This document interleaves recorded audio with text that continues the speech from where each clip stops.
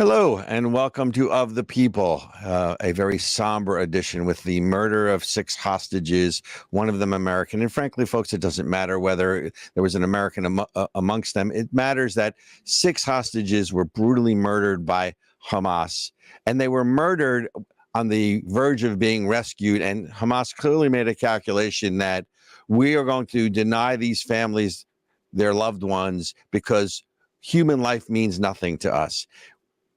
We at Of the People and Israel Appreciation Day have put out the following statement that I want on the record. We've put it out on the numerous press releases and social media, but my statement, and this statement is as follows, is once again, we see the evil and barbarism that is Hamas.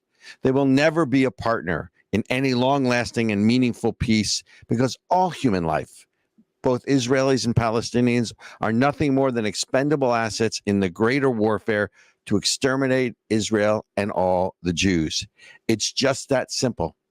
The killing of hostages should make the point crystal clear to the world and those who would criticize Israel for trying to defend herself against extermination and to try to bring the hostages home.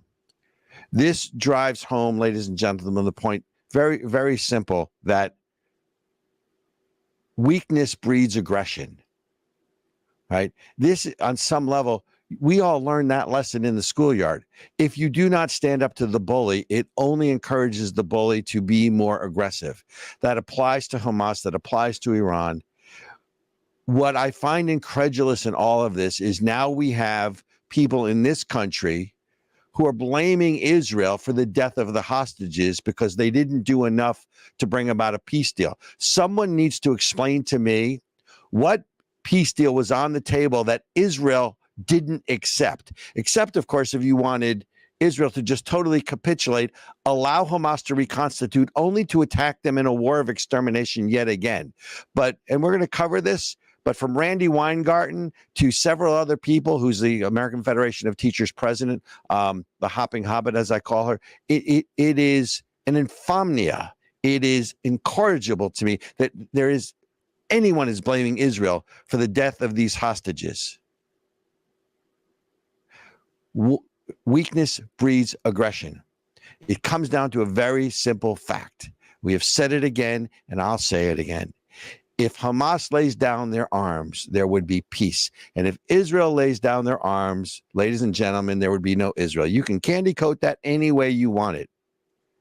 Israel is trying to defend itself and its right to survive.